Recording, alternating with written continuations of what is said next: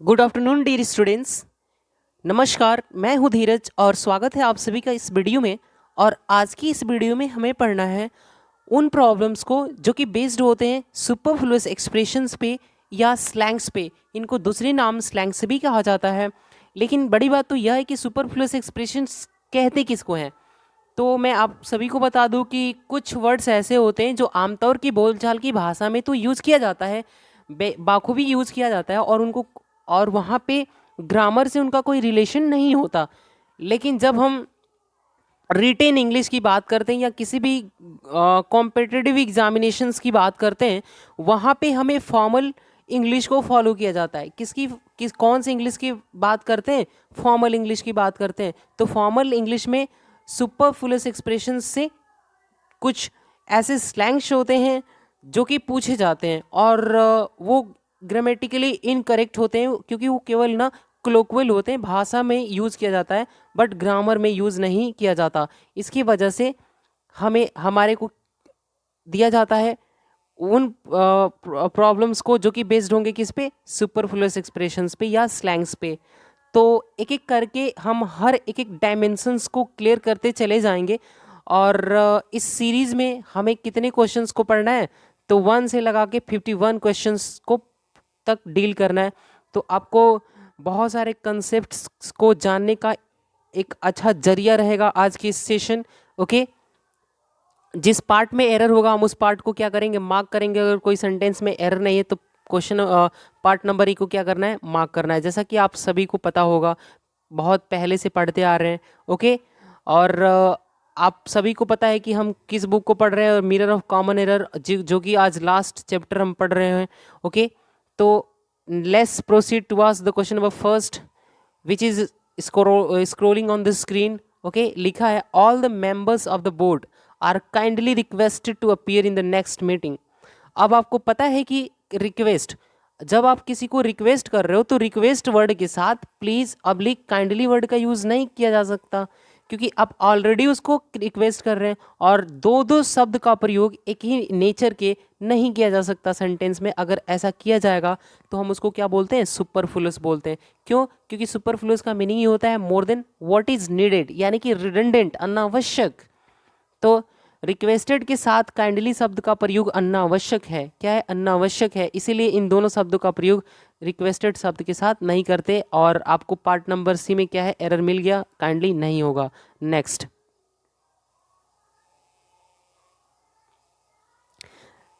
Question number 2 है Pakistan support to the terrorist of India should be universally condemned by all. अब आपको पता है ना कि यूनिवर्सली का अर्थ ही होता है सभी के द्वारा। तो जब आपने एक बार सेंटेंस में बोल दिया यूनिवर्सली कंडेम्ड, तो फिर आप बाई ऑल का यूज नहीं कर सकते। ओके, आप या तो यूनिवर्सली वर्ड का यूज करेंगे या तो बाई ऑल वर्ड का यूज करेंगे, क्योंकि यूनिवर्सली का अर्थ होता है by all, ubiquitous, omnipresent, everywhere. Okay, तो इसीलिए इन यूनिवर्सली वर्ड के साथ यहाँ पे बाई ऑल लिखने की ज़रूरत नहीं है। अगर आप ऐसा करते हो तो सेंटेंस में सुपरफ्लुअस हो जाएगा, वो स्लैंग हो जाएगा, जो कि उसको ग्रामेटिकली इनकरेक्ट माना जाएगा, फॉर्मल टोन के अकॉर्डिंग वो सही नहीं होगा। इसलिए पार्ट नंबर किस में एरर है? पार्ट नंबर डी में एरर है। आपको यह भी जान लेना है कि सर यूनिवर्सली और बाई ऑल में से किसको हम रिमूव करेंगे, तो मेरा आंसर होगा क्या कि हम पहले जो आ रहा है ना हम उसको करेक्ट मानेंगे, जो बाद आ रहा, जो बाद में आता है हम उसको क्या करेंगे? डिलीट करेंगे, डिलीशन करेंगे उसका। इसीलिए डी पार्ट में एरर को मार्क करेंगे। नेक्स्ट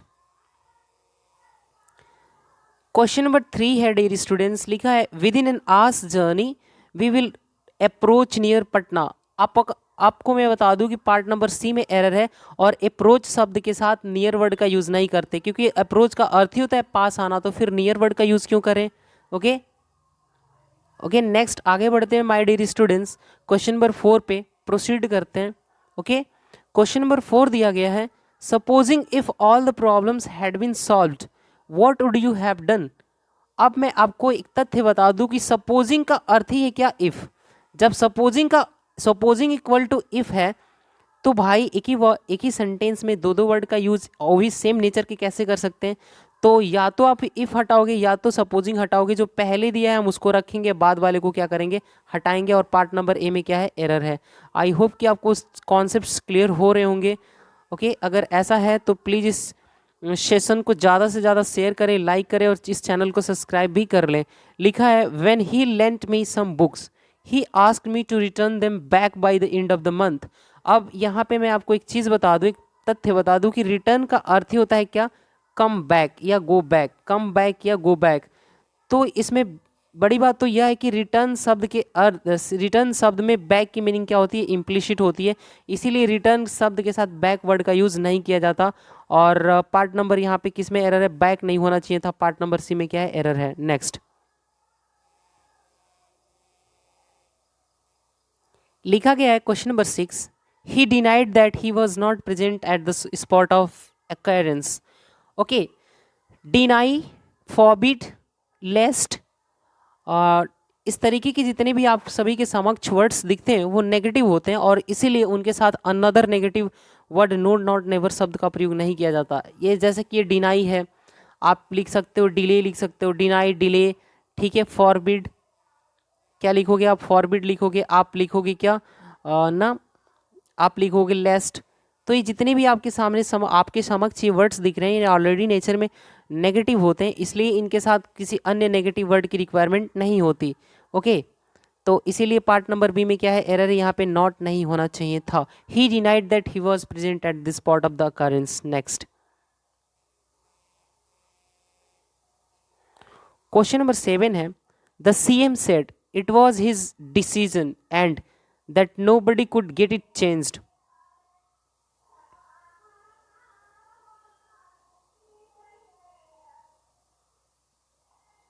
यहाँ पे जो द एंड दिख रहा है ना, ये एंड क्या है, यहाँ पे सुपरफ्लुअस सेंस बना रहा है। क्यों?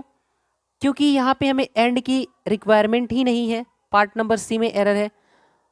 The CM said that it was his decision that nobody could get it changed. यहाँ पे एंड क्या है, सुपरफ्लुअस है, इसीलिए आप इसको यहाँ सेंटेंस से डिलीट करेंगे, ओमिट करेंगे ताकि सेंटेंस ग्रामेटिकली करेक्ट हो जाए। नेक्स्ट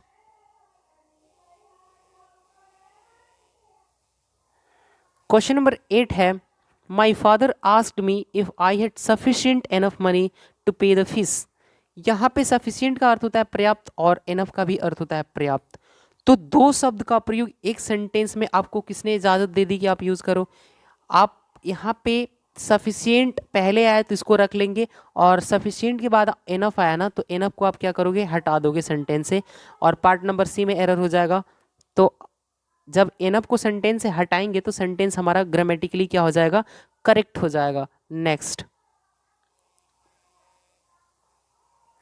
क्वेश्चन नंबर 9 है, the candidate requested the chairman to repeat the question again. अब आप सभी को पता होगा कि रिपीट का अर्थ होता है किसी चीज़ को दोहराना, रिपीट, रिकैपिचुलेट, रीबिल्ड, इस तरीके के जितने भी वर्ड्स होंगे ना उनका मीनिंग ये होता है, इस री का, ये री का अर्थ ही है क्या, अगेन। ये री का अर्थ ही है क्या, अगेन। डियर स्टूडेंट, अगर आप लिख रहे हो रिपीट, क्या रिपीट, तो री का अर्थ ही होता है क्या, अगेन। जब री का अर्थ ही होता है अगेन तो पुनः हम रिपीट शब्द के साथ अगेन वर्ड का यूज नहीं कर सकते ना। तो इसीलिए यहाँ पर रिपीट के, जब एक बार रिपीट आ गया सेंटेंस में तो रिपीट के बाद ये अगेन वर्ड नहीं आएगा, इसीलिए पार्ट नंबर डी में क्या है, एरर है। नेक्स्ट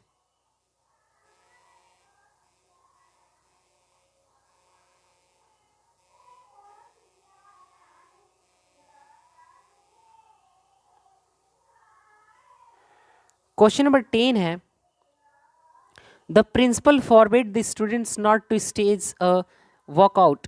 यहाँ पे आपको बता दूं कि फॉरबिड, क्या फॉरबिड, फॉरबिड एक ऑलरेडी नेगेटिव वर्ड है, एक ऑलरेडी नेगेटिव वर्ड है और इसीलिए जब कभी भी इसका प्रयोग सेंटेंस में कर लिया जाता है तो इसके बाद नो नॉट नेबर वर्ड का यूज़ नहीं करते। तो यहाँ पे आपने एक बार फॉरबिड का यूज़ कर लिया तो यहाँ पे नॉट शब्द का प्रयोग सुपरफ्लुअस बनाएगा सेंटेंस को, इसीलिए पार्ट नंबर बी में एरर है और नॉट को क्या करेंगे, हटा देंगे स्टेटमेंट से। तो करेक्ट स्टेटमेंट होगा the principal forbid the students to stage a walkout. Next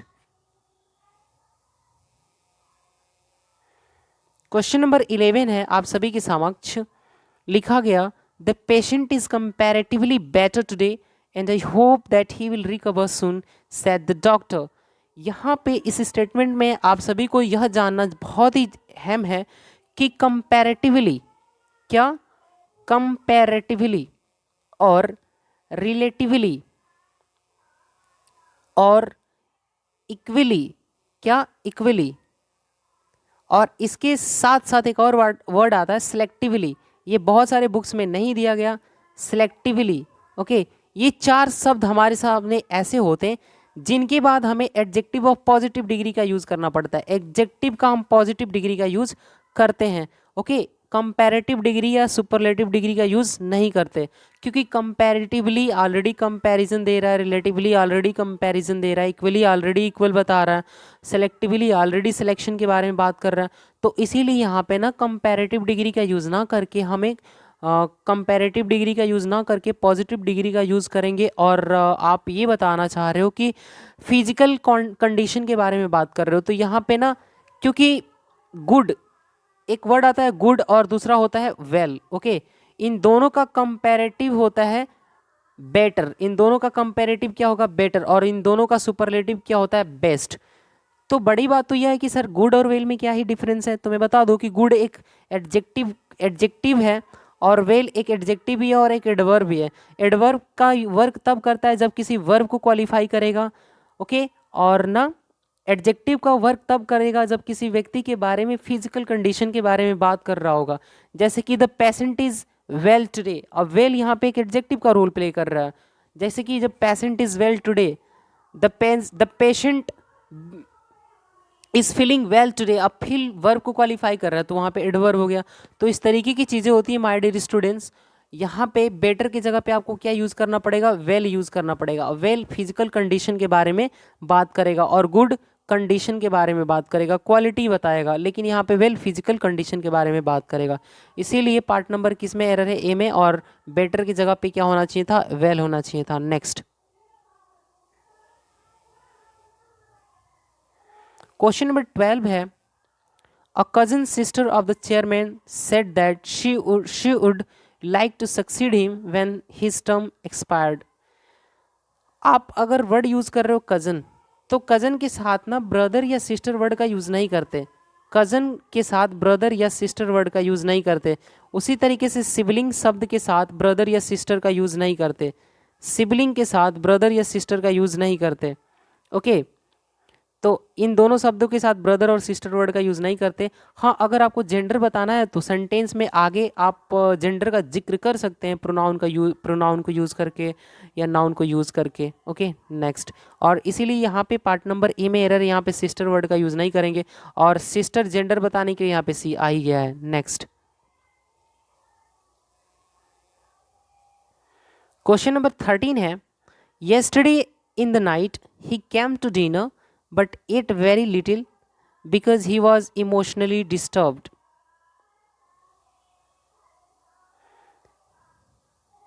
He came to dinner but ate very little, बहुत ना के बराबर, क्योंकि वह इमोशनली डिस्टर्ब्ड था।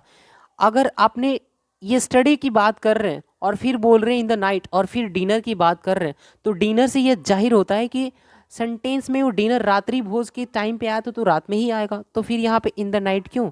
इसीलिए पार्ट नंबर ए में क्या है, एरर है। नेक्स्ट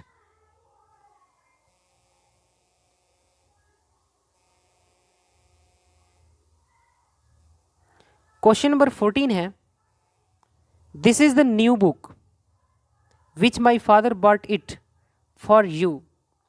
यहाँ पे ये ब्रिंग का सेकेंड फॉर्म बॉट है और किस चीज़ को बॉट किया गया है, तो इस बुक को, और ये क्या है, एक रिलेटिव प्रोनाउन, और रिलेटिव प्रोनाउन के पहले आने वाला यह द न्यू बुक, इस रिलेटिव प्रोनाउन का क्या है, ऑब्जेक्ट है। और ये ऑब्जेक्ट किसके द्वारा किया गया है, इस फादर के द्वारा, और क्या किया गया है, खरीदा गया है, और ये खरीदने का क्रिया किस पर हुआ है, इस न्यू बुक पर हुआ है। तो फिर यहाँ पे इट क्यों लगाओगे, इट तो सुपरफ्लुअस बना रहा है ना, क्योंकि ऑब्जेक्ट तो आपने पहले यूज़ कर लिया है। इसीलिए यहाँ पे स्टूडेंट्स पार्ट नंबर सी में इट का यूज़ नहीं करेंगे, पार्ट नंबर सी में इट का यूज़ नहीं करेंगे। अगर आप यूज़ करोगे तो सुपरफ्लुअस बनाएगा, जो कि सेंटेंस रिडंडेंट कॉन्टेक्स्ट में बात के कॉन्टेक्स्ट में चला जाएगा, जो कि रॉन्ग हो जाएगा। इसलिए पार्ट नंबर सी में एरर मार्क करेंगे और इट को हटा देंगे तो सेंटेंस ग्रामेटिकली करेक्ट हो जाएगा। नेक्स्ट क्वेश्चन नंबर 15 है, क्वेश्चन नंबर 15 है, the thing what you like is not available here. बड़ी बात तो यह है डियर स्टूडेंट्स कि द थिंग, और एनी अदर नाउन के साथ आप व्हाट का यूज नहीं करते, क्योंकि पूरे इंग्लिश की हिस्ट्री में आप एक चीज पाओगे कि व्हाट पूरे इंग्लिश में एक ऐसा रिलेटिव प्रोनाउन है जो अपने पहले किसी भी एंटीसीडेंट को नहीं लेता, एंटीसीडेंट नहीं लेता, किसी भी एंटीसीडेंट को नहीं लेता। इसीलिए ये अगर आप यहाँ पे व्हाट का यूज कर रहे हो ना तो द थिंग नहीं आएगा। What you like is not available here, या तो आप ये बोलोगे या तो आप बोलोगे द थिंग दैट या which you like is not available here. Okay, तो आपको बहुत ही अच्छे तरीके से क्लैरिटी हो गई होगी कि पार्ट नंबर ए में एरर है। यहाँ पे वर्ड का यूज़ या तो हम वर्ड को हटा देंगे या तो हम वर्ड को हटा के विच या दैट का यूज़ कर लेंगे, या तो हम द थिंग को हटा के वर्ड का ही यूज़ कर लेंगे, तो सेंटेंस ग्रामेटिकली क्या हो जाएगा, करेक्ट हो जाएगा। तो अब आगे चढ़ते हैं नेक्स्ट।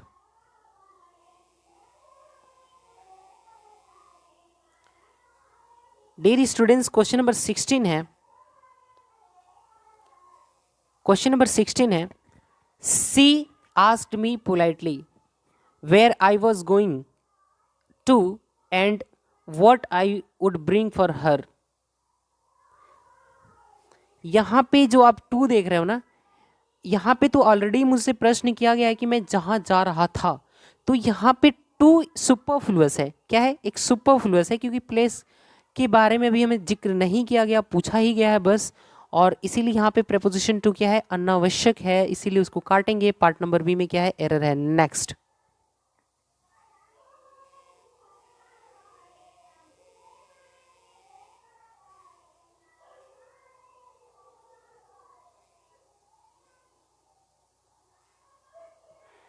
क्वेश्चन नंबर 17 है डियर स्टूडेंट्स, लिखा हुआ in Delhi he came across with many friends of his in Delhi he came across with many of his friends who had settled there।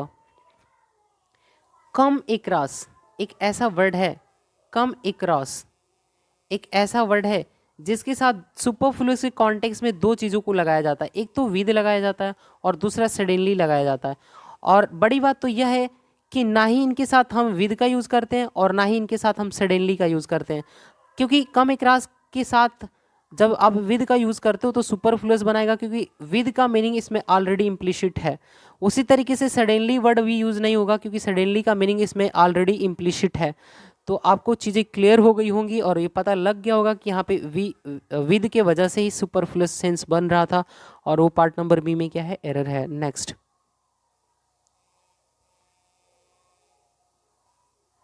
Question number 18 है, लिखा गया probably bye the end of the year he will leave for the USA with bag and baggage. एक ये ऐसा idiom है जिसका अर्थ होता है पूरा बोरिया बिस्तर समेत, पूरा बोरिया बिस्तर समेत। लेकिन बड़ी बात यह है कि बैग एंड बैगेज वर्ड के साथ विद का यूज़ नहीं करते।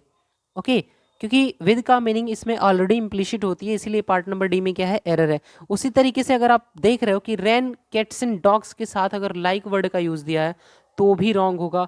अगर टूथ एंड नेल के साथ विद वर्ड यूज़ दे रहा है तो भी रॉन्ग होगा। तो इस तरीके के सुपरफ्लुअस एक्सप्रेशन से बचने के लिए आपको एक एक तथ्यों को, एक एक फैक्ट्स को आपको अपने माइंड में नोट करना पड़ेगा। जैसे कि क्वेश्चन नंबर 19 में दिया है, this idea of the chief ministers has surprised the intellectuals to a great extent. अब आपको मैं यह बता दूं कि इसी चीफ मिनिस्टर्स के आइडिया के बारे में बात किया गया है ना, तो यहाँ पे अपॉस्ट्रोफी इसका यूज़ नहीं कर सकते आप नहीं कह सकते द चीफ मिनिस्टर्स नहीं बोल सकते आप।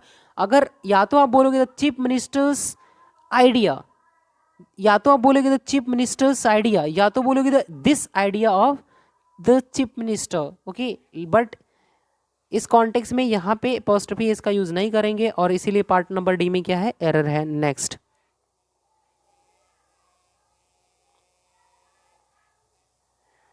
क्वेश्चन नंबर 20 है डियर स्टूडेंट्स, लिखा हुआ two recent incidents amply illustrate about the present political condition of the country. यहाँ पे जब हम प्रेपोजिशन पढ़ रहे थे तो प्रेपोजिशन के टॉपिक में हमने पढ़ा था कि describe, define, okay, illustrate, elucidate, elaborate, इन सारे शब्दों के साथ प्रेपोजिशन अबाउट वर्ड का यूज़ नहीं करते। क्या क्या मैंने वर्ड्स बताया, describe, define, discuss, elaborate, illustrate, elaborate, okay, illustrate, इन सारे शब्दों के साथ प्रेपोजिशन अबाउट वर्ड का यूज नहीं करते और इसीलिए पार्ट नंबर बी में क्या है, एरर है। नेक्स्ट क्वेश्चन नंबर 21 है, perhaps we must wait for quieter times before the claims of civilization can again override over the claims of the party spirit। अगर आपको override शब्द के साथ फिर again over दिख रहा है तो वो क्या होगा, ग्रामेटिकली इनकरेक्ट होगा, सुपरफ्लुअस सेंस बनाएगा। ओके, और ये पार्ट नंबर सी में दिया है तो पार्ट नंबर सी में क्या है, एरर है। नेक्स्ट, क्योंकि ओवरराइड वर्ड के साथ ओवर शब्द का प्रयोग अगेन नहीं करते। Next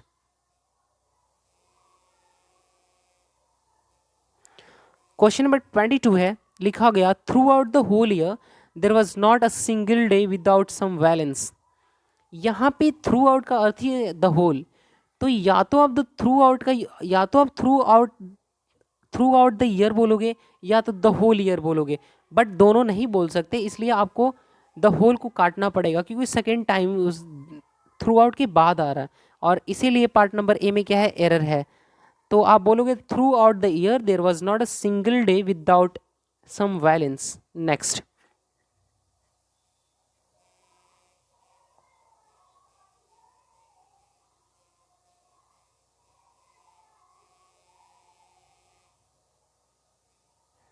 Dear students, the question number 23 is the reason why most of the people commit crime is because they have not been properly educated।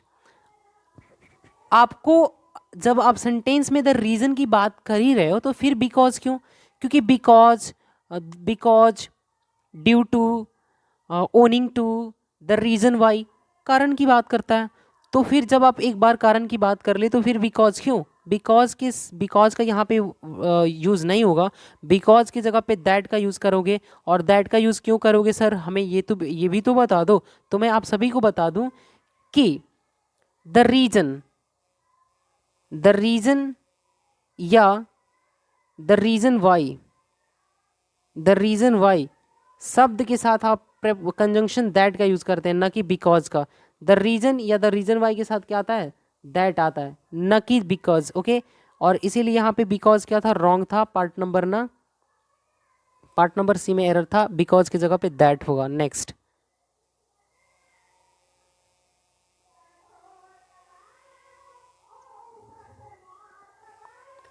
24 number question है, many people don't hardly know about the real factors that have led the state to so many crisis. यहाँ पे hardly, barely, scarcely, seldom, rarely, okay, इस तरीके के जितने भी आपको words दिखते हैं, नो, नॉट, नेवर, ये ऑलरेडी नेचर में नेगेटिव होते हैं, तो इसीलिए इनके साथ दो नेगेटिव वर्ड का यूज़ नहीं कर सकते। Do plus not equal to क्या होता है, डोंट होता है, और हार्डली भी एक नेगेटिव वर्ड है, तो दो नेगेटिव वर्ड का प्रयोग एक ही सेंटेंस में एक साथ नहीं हो सकता ना। इसलिए या तो आप हार्डली को काटोगे या तो डोंट को काटोगे, कि मेनी पीपल डोंट नो या मेनी पीपल हार्डली नो, दोनों में से कोई एक वर्ड यूज़ करेंगे हम। यहाँ पे लास्ट में हार्डली आ रहा है तो हार्डली को काट के सेंटेंस को ग्रामेटिकली करेक्ट बनाएंगे, इसलिए पार्ट नंबर ए में क्या है, एरर है। नेक्स्ट क्वेश्चन नंबर 25 है, they were quite all right when they started arguing with the so called officer. यहाँ पे ना क्वाइट शब्द के साथ ऑल राइट वर्ड का यूज़ नहीं करते। क्यों, क्योंकि क्वाइट का अर्थ ही क्या है, कंप्लीटली या परफेक्टली, कंप्लीटली या परफेक्टली। तो इसीलिए डियर स्टूडेंट्स आपको ना क्वाइट शब्द के साथ ऑल राइट, कंप्लीटली या परफेक्टली वर्ड का यूज़ नहीं करते, पार्ट नंबर ए में क्या है, एरर है। नेक्स्ट क्वेश्चन नंबर 26 है, they stayed in Kashmir for a very short period of time and then they return home. Return के साथ यहाँ पे बैकवर्ड यूज़ नहीं दिया, इसलिए पार्ट नंबर डी में एरर नहीं है। लेकिन बड़ी बात तो यह है कि पीरियड के साथ ऑफ द टाइम शब्द का प्रयोग नहीं करते। या तो आप पीरियड का अर्थ ही होता है ऑफ टाइम, तो यहाँ पे ऑफ टाइम शब्द का प्रयोग नहीं करेंगे, इसलिए पार्ट नंबर डी में क्या है, एरर है। नेक्स्ट क्वेश्चन नंबर 27 है, she reimbursed back the money which I had spent during our journey to Kathmandu okay, यह यहाँ पे रीइंबर्स का अर्थ होता है धन वापस देना, तो री का अर्थ ही होता है बैक, री का अर्थ बैक भी होता है। तो जब आप बैक री इम्बर्स्ड में री का यूज कर ही लिए तो फिर यहाँ पे बैक वर्ड का यूज नहीं कर सकते, इसीलिए पार्ट नंबर ए में क्या है, एरर है। नेक्स्ट क्वेश्चन नंबर 28 है डियर स्टूडेंट्स, लिखा हुआ please remember that Doctor Saharan who is a surgeon is my cousin brother and must be known due respect, must be shown due respect. यहाँ पे आपने कज़न बोला ना, तो कज़न के बाद ब्रदर या सिस्टर का वर्ड का यूज़ नहीं करते। और आपका प्रश्न यह होगा सर तो फिर जेंडर का कैसे पता लगेगा, तो मैं आपको बता दूं कि यहाँ पे जेंडर के बारे में ऑलरेडी ही बता दिया गया है, इसलिए यहाँ पे ब्रदर वर्ड का यूज़ क्या है, सुपरफ्लुअस है, सी पार्ट में एरर है। नेक्स्ट सेंटेंसेस में मैं केवल ना सिर्फ एरर बताता हूँ बल्कि उन सेंटेंसेस में हर धागे धागे खोल के रख देता हूँ। ओके, तो इतना तो आप सभी को मेरे ऊपर ट्रस्ट बनाना ही होगा कि सर जो भी पढ़ा रहे हैं टू द पॉइंट बात कर रहे हैं और हमारे एग्जाम में डायरेक्टली वो क्वेश्चन पूछा जाएगा। सो प्लीज़ आप even iota of doubt you shouldn't have even a little doubt regarding the content of the class। Okay, तो अगर आप इस क्लास के रिगार्डिंग किसी भी प्रकार का डाउट नहीं रखते हैं तो आपके लिए बहुत ही बेटर होगा, क्योंकि कंटेंट में कतई कहीं कमी नहीं है और ये मेरे लिखे हुए क्वेश्चंस नहीं है, ये कमीशन के द्वारा बनाया गया प्रश्न है जो कि प्रीवियस ईयर्स में पूछे गए हैं और ये इन सारे ही प्रश्न का एक संग्रह करके ये mirror of common error book में डाला गया है। ओके, तो आप एक एक क्वेश्चंस को बड़े ही ध्यानपूर्वक पढ़ेंगे और हर एक एक पर्टिकुलर कंसेप्ट को जानेंगे, अपने माइंड में अपने जहन में बैठा लेंगे। ओके, और क्वेश्चन नंबर 29 लिखा गया I took a day's leave to attend a dear departed friend's funeral service which was to be conducted by his family priests. Okay, यहाँ पे मैं बता दूँ कि जब कभी भी आप टाइम के बारे में बात करते हैं, प्लेस के बारे में बात करते हैं, ओके, टाइम प्लेस और वेट, तो उसके साथ एपॉस्ट्रोफी एस का यूज़ किया जाता है। ओके, यहाँ तक तो सेंटेंस सही है। A dear departed friend's funeral service, अब यहाँ पे फनरल का अर्थ ही होता है सर्विस, तो फिर आप सर्विस वर्ड का यूज़ क्यों करेंगे, अंतिम दाह संस्कार को बोला जाता है। ओके, तो फनरल वर्ड के साथ ना सर्विस वर्ड का यूज़ नहीं करते या, लेकिन मैं आपको एक तथ्य बता दूं कि अ फनरल प्रोसेशन होता है, अ फनरल मार्च होता है, अ फनरल पायर होता है, अ फनरल पाइल होता है। तो ये फनरल के साथ अ फनरल प्रोसेशन, अ फनरल पाइल, अ फनरल मार्च, अ फनरल पायर होता है, लेकिन फनरल सर्विस नहीं होता, इसलिए पार्ट नंबर डी में क्या है, एरर है। नेक्स्ट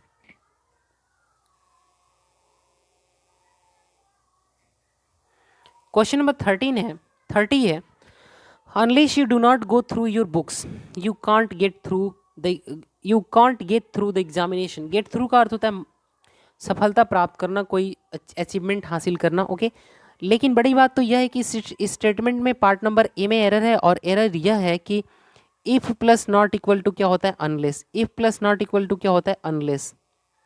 तो जब अनलेस में नॉट की मीनिंग इम्प्लीसिट है तो यहाँ पे आप नॉट का यूज़ नहीं कर सकते ना, इसलिए पार्ट नंबर ए में क्या था, एरर था। मैंने आपको क्या बताया कि if plus not equal to unless, तो जब अनलेस में नॉट की मीनिंग है, इम्प्लिसिट है, इम्प्लाइड है, तो फिर यहाँ पे डू के बाद आने वाला नॉट नहीं होगा ना, तो इसीलिए यहाँ पे आप क्या करोगे, इस नॉट को क्या करोगे, ओमिट करोगे, और डू भी इसके साथ साथ क्या होगा, ओमिट होगा, इसलिए पार्ट नंबर ए में क्या था, एरर था। करेक्ट इसमें स्टेटमेंट बनेगा unless you go through your books you can't get through the examination. Next 31st number question है the last project of the company was equally as successful as the first project.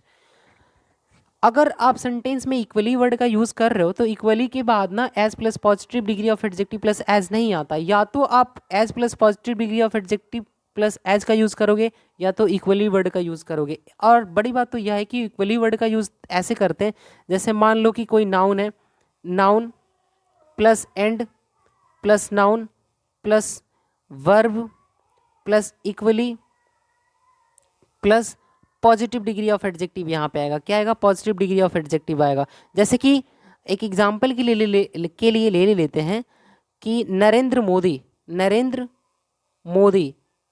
And Rahul Gandhi are equally wise. तो अब दोनों equally wise है ना, तो equally के बाद आप क्या करोगे? पॉजिटिव डिग्री ऑफ एडजेक्टिव का यूज करोगे। आप नहीं बोल सकते कि इक्वली एज वाइज एज, नहीं। तो इसीलिए यहाँ पे इक्वली शब्द का प्रयोग नहीं करेंगे। पार्ट नंबर सी में क्या है? एरर है। और यहाँ पे अगर इक्वली के बाद वाइजर दे रहा है ना, तो भी ग्रामेटिकली इनकरेक्ट हो जाएगा, क्योंकि इक्वली के बाद पॉजिटिव डिग्री ऑफ एडजेक्टिव का यूज करते हैं। Next. Okay dear students, question number 33 है। क्वेश्चन नंबर 33 है, सॉरी 32 है। He wanted to know whether it was the right and proper thing to do. ओहो, पार्ट नंबर सी में error है। आपको पता होना चाहिए कि राइट और प्रॉपर का तो अर्थ एक ही है ना, तो एक ही सेंटेंस में दो वर्ड का यूज वो भी सेम नेचर के नहीं कर सकते, तो इसीलिए आपको काटना पड़ेगा एंड प्रॉपर को। क्या करना पड़ेगा? एंड प्रॉपर को काटना पड़ेगा। और पार्ट नंबर सी में क्या था? एरर था। और सेंटेंस का करेक्शन होगा कि he wanted to know whether it was the right thing to do. Next.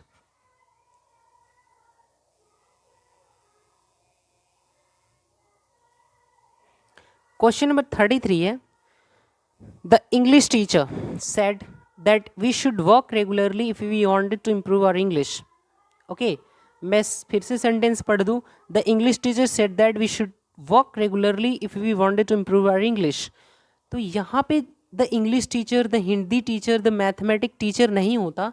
The teacher of English, आप क्या बोलोगे? The teacher of English, the teacher of mathematics, the teacher of science, the teacher of polity, the teacher of civics, the teacher of moral science, the teacher of science। इस तरीके से statement में चीज़ों को use किया जाता है।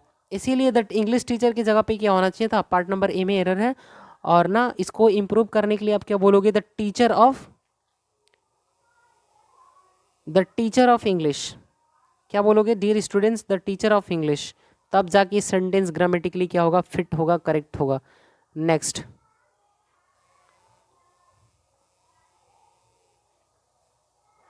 Question number 34 है। He wishes to join lectureship because he thinks that this is a peaceful profession. यहाँ पे ना ये जो लेक्चरशिप लिखा है, ये लेक्चरशिप ना होके क्या होगा? ये लेक्चरशिप होगा।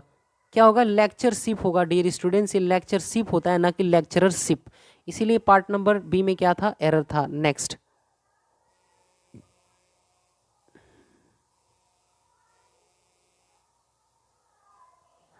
क्वेश्चन नंबर 35 है। One of my best friends is in the teaching line but he lives abroad.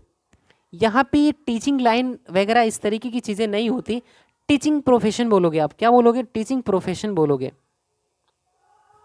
Teaching line आमतौर की बोलचाल की भाषा में लोग बड़े ही लार्ज स्केल पे यूज़ करते हैं, लेकिन मैं आप सभी को बता दूं कि ऐसा कहना टोटली गलत है। आप ये भी नहीं बोल सकते कि his dressing sense is good. नहीं, his dress sense is good. Dressing नहीं होता। जैसे हम बोलते हैं लोग पासिंग मार्क, वो पासिंग मार्क नहीं होता, पास मार्क होता है। लोग बोलते हैं लिंकिंग नेटवर्क, लिंकिंग नेटवर्क नहीं होता, लिंक नेटवर्क होता है, लिंक रोड होता है। ओके, तो इस तरीके की चीज़ों से आप, आई होप कि आप अब अवेयर हो चुके होंगे कि आप टीचिंग लाइन तो नहीं बोलेंगे, वो टीचिंग प्रोफेशन होता है। और इसलिए पार्ट नंबर बी में क्या था? एरर था। नेक्स्ट।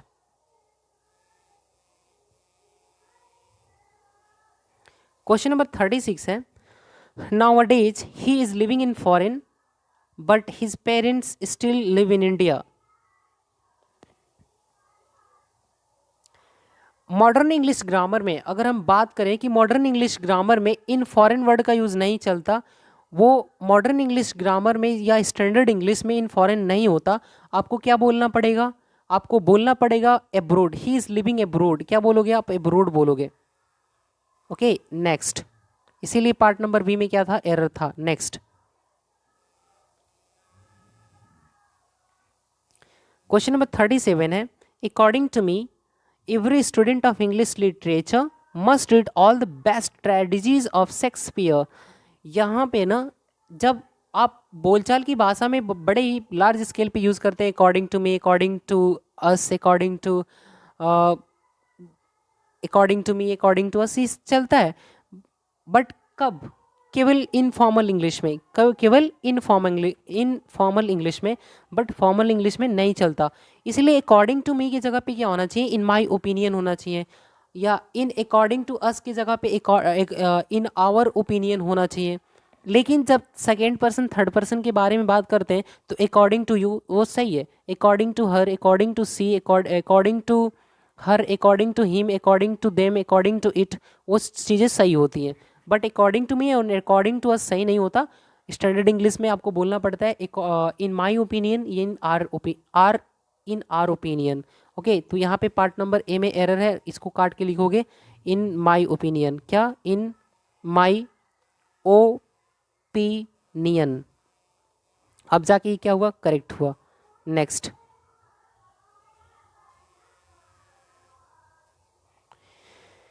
क्वेश्चन नंबर 38 है, to what has always puzzled me is why we had to wait for the British to promote the development of our hill stations. यहाँ पे ना, यहाँ पे जो preposition टू दिख रहा है आप सभी को, इसकी नीड नहीं है।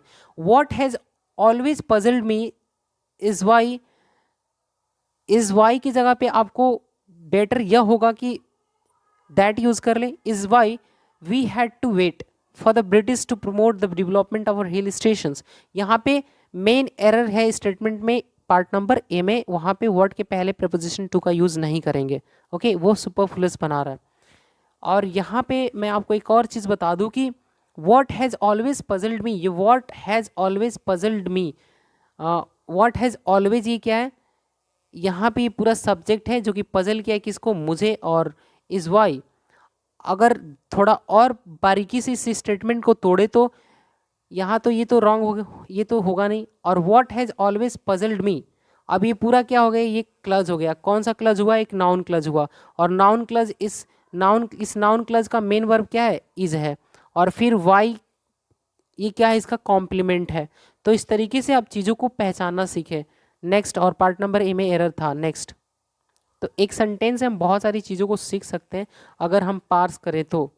39 नंबर क्वेश्चन है, all his family members are working on some of the prestigious posts. Okay, यहाँ पे अगर आप फैमिली शब्द के साथ मेंबर वर्ड का यूज़ कर रहे हो तो ग्रामेटिकली क्या है? इनकरेक्ट है। आपको बोलना पड़ेगा ऑल हिज मेंबर्स। क्या? All his members of the family, या all his members of the family बोलोगे आप, या तो all the members of his family. क्या बोलोगे? All the members, all the members of his family. क्या बोलोगे? Of his family.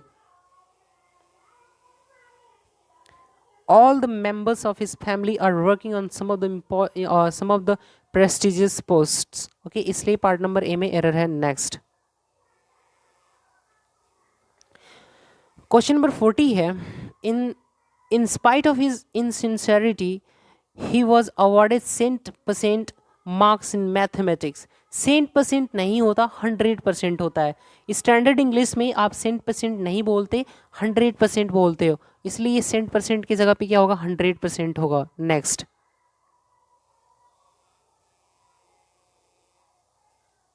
Question number 41 है, the passing marks in this paper are 33 but you have got just 30। यहाँ पर ना passing mark नहीं होता, आपको पास मार्क बोलना पड़ता है। क्या बोलना पड़ेगा? पास मार्क बोलना पड़ेगा। ड्रेसिंग सेंस नहीं होता, आपको क्या बोलना पड़ेगा? ड्रेस सेंस बोलना पड़ेगा, ड्रेस सेंस बोलना पड़ेगा। लिंकिंग नेटवर्क नहीं होता, लिंक नेटवर्क होता है। उसी तरीके से लिंक रोड होता है, न कि लिंकिंग रोड। ओके, तो बड़ा ही ध्यान देना पड़ेगा आप सभी को इन चीज़ों पे जो कि सुपरफ्लस बनाते हैं। तो इसीलिए यहाँ पर आपको पासिंग मार्क ना बोल के क्या बोलोगे? पास मार्क बोलोगे। इसलिए पार्ट नंबर ए में क्या था? एरर था। अगर आप बोलोगे कि द लेटेस्ट अपडेट, अरे भाई अपडेट, अगर आप जब बोल रहे हो अपडेट तो ये अपडेट तो ऑलरेडी अपडेट है ना, आउटडेटेड तो है नहीं। तो इसलिए आप यहाँ पे लेटेस्ट वर्ड का यूज़ नहीं कर सकते, ये नहीं होगा क्योंकि सुपरफ्लुअस बनाएगा इसके बाद अगर अपडेट के पहले लेटेस्ट वर्ड का यूज़ करें तो। तो इस तरीके की बारीकियों को आपको ध्यान रखना है। Okay dear students, question number 42 है, many peoples of this department are working as teachers in different public schools of the city. आपको एरर नज़र आ रहा होगा पार्ट नंबर ए में, और reason behind many peoples of this department का wrong होने का यह है कि प्यूपिल, जब कभी भी आप बोलते हो प्यूपिल, तो प्यूपिल उन विद्यार्थियों को बोला जाता है जो कि केवल पढ़ने का काम करते हैं। प्यूपिल्स उनको कहा जाता है जो केवल, उन छात्रों को कहा जाता है जो केवल पढ़ने का काम करते हैं, पढ़ाने का नहीं। लेकिन स्टूडेंट, स्टूडेंट उन विद्यार्थियों को बोलते हैं जो पढ़ने और पढ़ाने दोनों का काम करते हैं, जो टीच भी करते हैं और स्टडी भी करते हैं, जो टीचिंग भी करते हैं और स्टडी भी करते हैं, यानी कि पढ़ने और पढ़ाने दोनों का काम करते हैं, उनको हम क्या बोलते हैं? स्टूडेंट बोलते हैं। तो आपको यहाँ पे लिखा गया ना कि as are working as a teachers, यानी कि वो स्टूडेंट्स के वो पढ़ने के साथ साथ पढ़ाते भी हैं। तो यहाँ पे पीपल्स ना होने, पीपल्स की जगह पे क्या होना चाहिए था? स्टूडेंट होना चाहिए था। तो यहाँ पे आप क्या यूज़ करोगे? पीपल्स की जगह पे स्टूडेंट्स, और इसीलिए पार्ट नंबर किस में एरर है? पार्ट नंबर ना ए में एरर है। तो पीपल्स की जगह पे आपको स्टूडेंट्स वर्ड यूज करना पड़ेगा। नेक्स्ट क्वेश्चन नंबर 43 है, each competitor tried his best to defeat the one another. यहाँ पे ईच वर्ड का यूज किसके कितने के लिए करते हैं? दो के लिए करते हैं। फॉर टू पर्सन्स और थिंग्स के लिए करते हैं। टू पर्सन्स और थिंग्स के लिए करेंगे, पर्सन्स या थिंग्स के लिए करेंगे।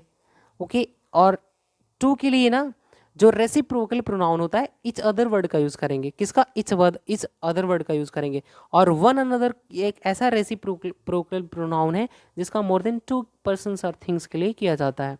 और इसीलिए पार्ट नंबर आपको किस में एरर मार्क करना पड़ जाएगा? पार्ट नंबर डी में, क्योंकि वन अनदर की जगह पे क्या होगा? द इच अदर होगा। नेक्स्ट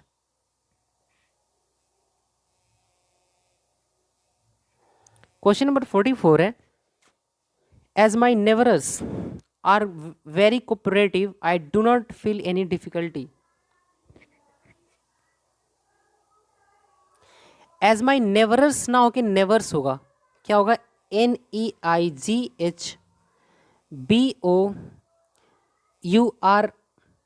नेवर्स होगा। क्या होगा? नेवर्स ना होके क्या होगा? नेवर्स होगा।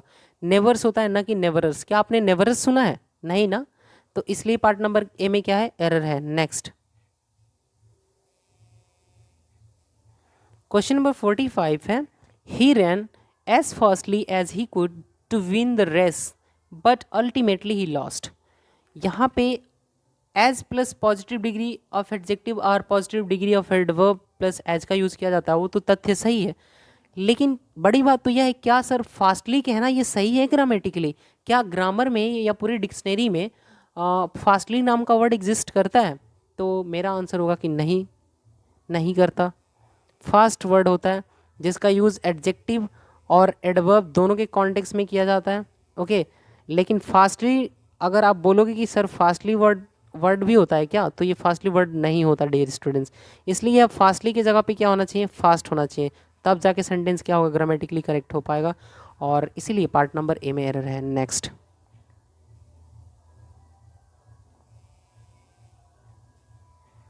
क्वेश्चन नंबर 46 है, both of them have not turned up in this court. देखो जब कभी भी आप यूज़ करते हो बोथ, तो पहली चीज़ की बोथ के साथ एंड को फॉलो किया जाता है, और बोथ का प्रयोग हमेशा ही अफर्मेटिव सेंटेंस में किया जाता है। कैसे सेंटेंस में किया जाएगा? अफर्मेटिव सेंटेंस में किया जाएगा, और हमेशा बोथ का प्रयोग, और बोथ के बाद ही डेफिनेट आर्टिकल द का यूज़ करते हैं या पॉजिटिव केस का प्रयोग करते हैं। तो आपने चार तथ्य जान लिए बोथ के बारे में। ओके तो बोथ के साथ अगर नेगेटिव वर्ड का यूज़ नहीं कर सकते तब तो बड़ी बात, तब आप सोच रहे हो कि सर फिर क्या यूज़ करें। तो बोथ की जगह पे जब दोनों में से कोई नहीं की बात करते हैं तो वहाँ पे आप नीदर वर्ड का यूज़ करते हो। Neither of them has turned up, यहाँ पे नॉट को भी काटना पड़ेगा। ओके तो यहाँ पे आप बोथ ऑफ देम सेंटेंस में बहुत जगहों पे एरर है, तो आप क्या बोलोगे? करेक्ट स्टेटमेंट क्या होगा कि neither of them neither of them has turned up, has turned up, जाके अब क्या हो गया, सेंटेंस ग्रामेटिकली क्या हो गया, करेक्ट हो गया। पार्ट नंबर ए में भी एरर है और पार्ट नंबर बी में भी एरर है। अब मुझे नहीं पता कि क्वेश्चन बनाने वाला जो कमिश्नर है पता नहीं कैसे क्वेश्चन बनाया, लेकिन अगर आपको मेरे ऊपर डाउट है तो प्लीज़ आप किसी भी बुक को उठा के चेक कर सकते हैं। मैं दावा करता हूँ कि जो ये स्टेटमेंट मैंने लिखा है, अगर इसको ग्रामेटिकली इनकरेक्ट मान कर दे तो मैं पढ़ाना छोड़ दूंगा। Okay, next.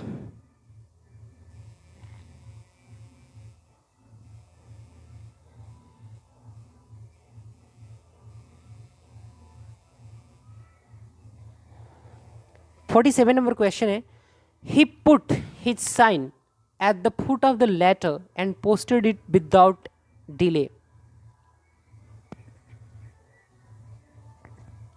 यहाँ पे जो आप साइन के बारे में बात कर रहे हो ना, साइन क्या है, एक वर्ब है और इसीलिए पॉजिटिव केस के बाद नाउन नहीं ना वर्ब नहीं आता, नाउन आता है। कोई भी पॉजिटिव एडजेक्टिव हो आपके समक्ष, कोई भी पॉजिटिव एडजेक्टिव हो, पॉजिटिव एडजेक्टिव के बाद आपको क्या यूज़ करना पड़ता है, नाउन यूज़ करना पड़ता है। तो बड़ी बात तो यह है सर, क्या है, साइन नाउन है? नहीं डियर स्टूडेंट्स, वो वर्ब है और उसको हमें नाउन में तब्दील करना पड़ेगा। तो साइन का सिग्नेचर होगा, क्या होगा, सिग्नेचर होगा। इसको साइन काट के क्या लिखोगे आप, सिग्नेचर, तब जाके सेंटेंस करेक्ट होगा। वैसे पार्ट नंबर ए में एरर है। नेक्स्ट क्वेश्चन नंबर 48 है, the officer asked me to talk to the concerned clerk for any difficulty in payment. Okay, to the clerk concerned हो जाएगा। कंसर्न का अर्थ होता है चिंतित। क्या क्लार्क चिंतित क्लार्क से आप बात करने के लिए कहोगे? नहीं ना। The officer ask me to talk the clerk concerned for any difficulty in payment. Okay, इसीलिए पार्ट नंबर सी में क्या है, एरर है। नेक्स्ट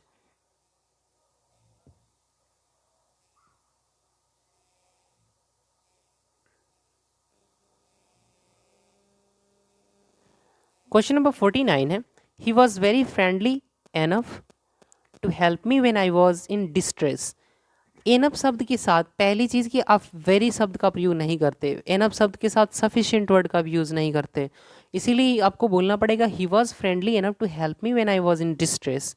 तो इसलिए पार्ट नंबर किस में एरर है, पार्ट नंबर बी में एरर है। नेक्स्ट, आप वेरी शब्द का प्रयोग नहीं करेंगे एनफ वर्ड के साथ। क्वेश्चन नंबर 50 है, the old man asked me if there was any place in the compartment. बड़ी बात तो यह है डियर स्टूडेंट्स की पार्ट नंबर सी में एरर है। और कंपार्टमेंट में ना, बस कार ट्रेन कंपार्टमेंट में प्लेस नहीं होता, रूम होता है। और इसीलिए इस प्लेस की जगह पे आप क्या यूज़ करोगे, रूम वर्ड का यूज़ करोगे। क्यों? क्योंकि bus car train lorry compartment में रूम होता है, न कि प्लेस। ओके, नेक्स्ट, आज का आखिरी प्रश्न है और ये मिरर ऑफ कॉमन एरर्स का ये आखिरी प्रश्न है। क्यों? क्योंकि हमने हर एक एक टॉपिक को, हर एक एक चैप्टर्स को पढ़ा और ये 14 नंबर चैप्टर था जिसका ये आखिरी प्रश्न है। लिखा गया, I have learned that a lot of students have applied for free ship. और बड़ी बात तो यह है डियर स्टूडेंट्स की फ्री शिप नहीं होता, फ्री स्टूडेंटशिप होता है। क्यों? क्योंकि स्टैंडर्ड इंग्लिश में फ्री शिप नाम का वर्ड एग्जिस्ट नहीं करता, स्टूडेंट फ्री स्टूडेंट शिप होता है। ओके, नेक्स्ट, आई होप कि आपको सारी बातें क्लियर हो गई होंगी। और इन सीरीज से, जो कि अब मिरर ऑफ कॉमन एरर्स की बुक हम पढ़ रहे थे, आप इस सीरीज से बहुत सारी चीज़ों को ग्रैप्स किए होंगे, अंडरस्टैंड किए होंगे, समझे होंगे और सीखे होंगे। तो इस तरीके के सेशंस को पाने के लिए प्लीज़ इस चैनल को ज़्यादा से ज़्यादा सब्सक्राइब करें, शेयर करें।